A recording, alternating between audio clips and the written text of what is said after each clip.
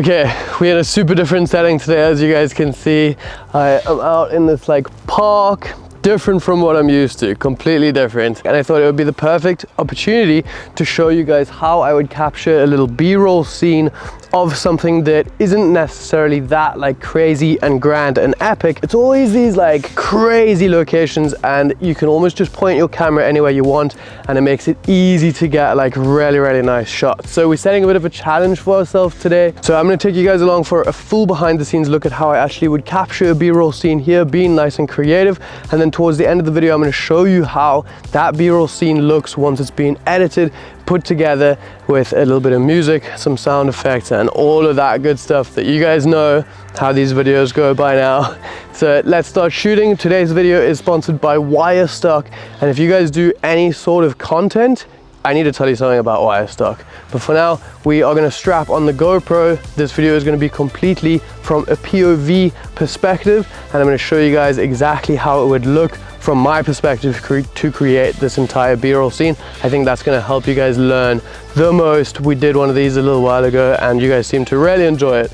So let's do that again. Let's jump into it, start shooting some epic B-roll. Okay, so we're over on the POV angle. You can see what I am kind of exactly seeing. And I think what we're going to start off with here is just capturing some nice like wider shots of this whole lake. I'm going to be shooting on my Sony a7S III with the Sigma 24-70 f2.8 lens. Pretty nice setup and what I would shoot a lot of my content on. Let's start off right here, and basically what I'm going to do is just get a nice kind of wide establishing shot. I'm shooting everything in 120 frames per second so that I can slow it down nicely. Let's see if we can create some sort of leading lines from this looking out. Okay, there's people in our way now. You guys are gonna see with this video, one of my main goals is just to keep it super raw, see what it would actually be like if you guys were here creating a video with me. This is actually how I would do it. You're seeing the full process, not just the cutout little highlights of kind of what it takes.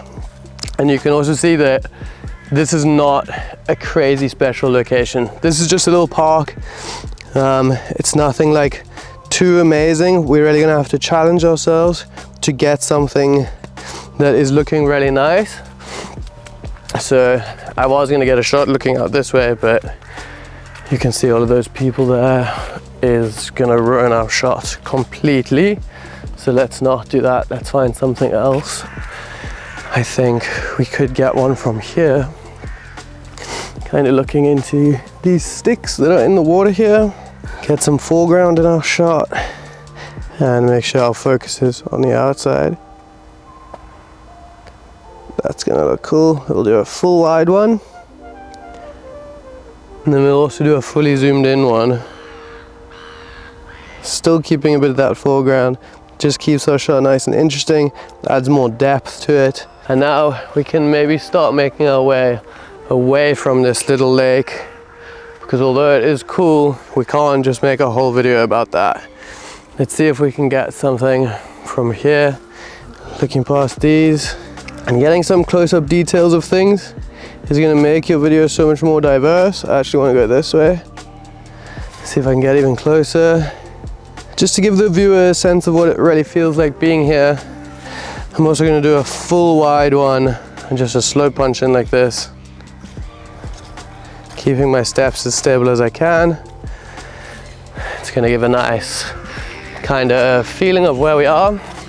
Let's keep cruising and explore a little bit, see what else we have going on. One of the most fun things about creating a video like this is that there's nothing specific that you need to get. You can just kind of go with it, film what you think is interesting. This is quite cool if I got like a push forward here. Some sort of close-up of this, like setup here, just something moving through like this. And something that I do want to get is one of the interests that we do have going on here is all of these leaves on the floor, all of these orange leaves. It's something a little bit unique. So I think we can definitely get some nice shots like that. Let's see, let's pop this tripod off. Let's see even right here, if we could just get something just to really show these leaves. Just showing all those leaves on the ground. And I think I'll do another one showing that. And I had one more idea, which could be a little bit too cheesy, but it could also be cool. And that's basically to have this camera set like this. We are gonna take some of these leaves. We can get a super slow motion shot, and we can just have them kind of falling in the air. I don't want to make it too overboard, keep it super subtle. Just a couple of them falling down in that frame. Might be too much. Try a couple more. Yeah. In post, we're gonna be able to take that shot, slow it down, have those leaves falling in the background, and I think it's actually gonna end up looking really, really nice. Let's see if we can find some other little points of interest here that we can add to our final B-roll section. And I think something that is really important with something like this is whenever I'm shooting, I'm just trying to keep a good idea of the shots that I've already got, first of all, and the shots that I might need to make sure that I'm getting a nice full B-roll section that has a nice variety of different styles of shots, and it's not all just like random shots that I have to kind of put together in the end. This path could be quite nice. There's people over there. Let's see if we can get a nice pan out from this path, and I'm just going to add that tree in to make more depth.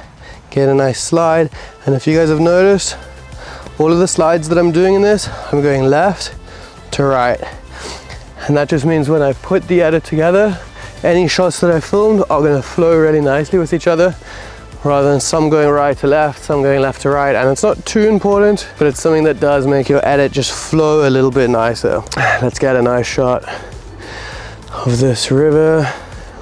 We get our focus out there, and again, left to right. And let's get a more zoomed in detail one.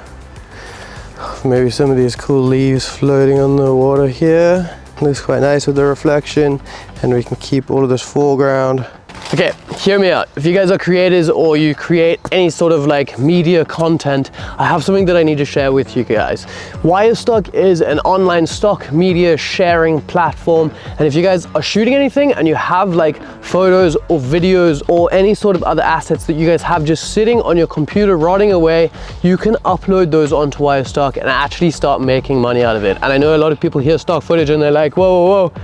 That is so much work. That's going to be a crazy amount of effort for very little return. That is not the case with Wirestock. They're completely changing the game.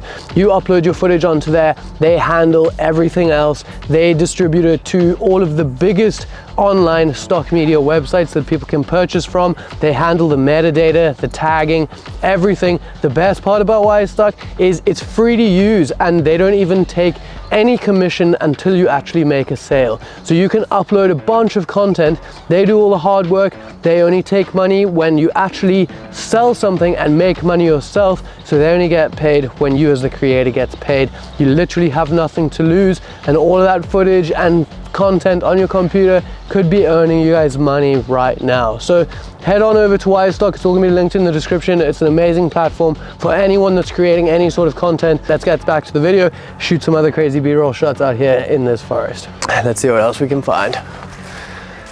Something else that I'm trying to kind of look out for is textures and ways that I can change my perspective. So if I'm just always looking like this, it's not going to be great.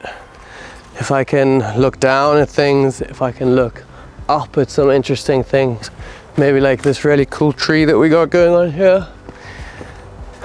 This has a really nice texture, and we can also look up at it like this, and just give the viewer something a little different to look at. So it's not all eye level, something that you see every day. Let's move around like this. Actually, I'm gonna go this way. Down. And actually what I'm gonna do is have a bit of a transition in mind. So I'm gonna go like this and a whoosh into that blackout. And my next shot that I can get, I can start from blacked out like that and up into the frame. I think that will look quite cool. Floor right here could work for our other shot. So we went down like that. See if we can do it like this. And we're just gonna go.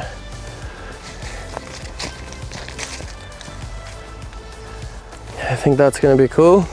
I'm just looking out for anything that seems kind of cool, something that adds to the feeling of this place in real life. This is a very cool shot with this tree lying across the road, and maybe if I can use this tree right here as a leading line, just sliding across, nice with the leaves, and then I'll get one super zoomed in one, just of that path where it looks quite cool. Nice slow slide. And I want to do a push through this as well.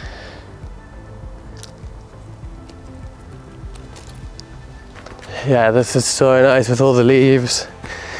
We got really lucky with it being just towards the end of autumn right now.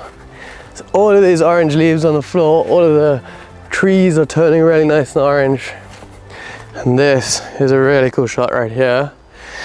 We can see this tree like falling down, all of those ones falling down in the background. If we are right here, we can get a nice punch forward like this. And whenever I'm trying to step, I'm just trying to keep my elbows nice and tucked in. And I can just walk, keep it as stable as possible without hitting that. And I am shooting at 100 FPS. I am going to be able to slow it down. Let's try one of these as well. Take this off, it's getting in the way a bit. Try to do a nice slide down here. Creates quite an interesting look as we come through that. We can come through this. And let's see what else we can find here. I would like to get a few more shots, kind of just while I'm shooting these. I'm always thinking in my head, what shots have I already got? And what shots do I kind of need to get just to make sure that this scene is full?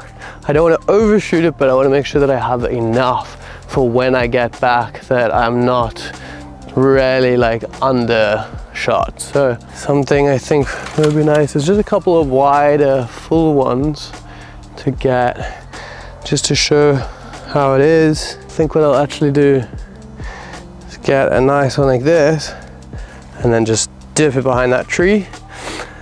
Try it again from this tree. It's going to give me a little bit more like substance to go like that and just dip, and then I'll dip out from another tree, get a nice reveal. Those are going to transition with each other really, really nicely. Just to add a little bit of interest, I think it's important not to overdo the transitions, but to get one here and there just to spice things up makes it really cool. So get our pan out, and what I'll do is I'll start it from out here, set my focus, and then when I dip behind the tree, it's not going to change the focus to that tree, and then I can pull out like this. Let me do it once more, and I think it's always good for a shot that you know you want to use, just to do it a couple of times. Make sure you got a nice usable one. And I'm going to try one from really low. Ooh. This little ivy on this tree also looks quite nice. So you're gonna get one. It's just a slide down with it. Same as the last one. And I'm gonna go the other way because I don't want the shot actually moving it. So for our ending, there's no one at the lake right now. I'm just gonna get a pull back like this and do a typical ending shot where you kind of just dip it down. Let's also just get another one like this with this leading line framed up really nice. I'll just get a slow pull back, maybe a little bit further back and a little bit lower. Get a slow pull back like that.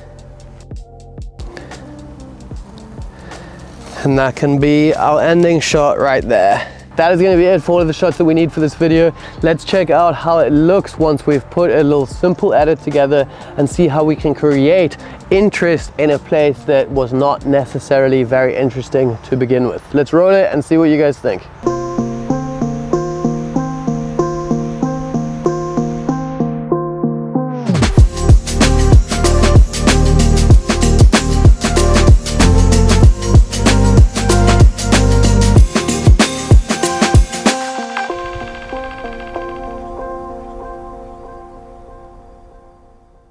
So what do you guys think? I kept it really nice and simple. I wanted to make it basic because I think having this raw style of showing the entire process and then that nice simple edit is going to really help you guys when you are just starting out to film some B-roll sections. There's nothing crazy here that's going to be distracting from the core foundation of actually just getting some nice shots and piecing them together. So for any of you guys that are getting into it, I hope this helped. Remember, if you have any sort of footage or content rotting away on your computer, check out Wirestock. They're going to be linked in the top of the description. Start making money with all of that footage that would otherwise be sitting there useless. Other than that, I hope you guys enjoyed this one, and I will see you in the next one. Peace.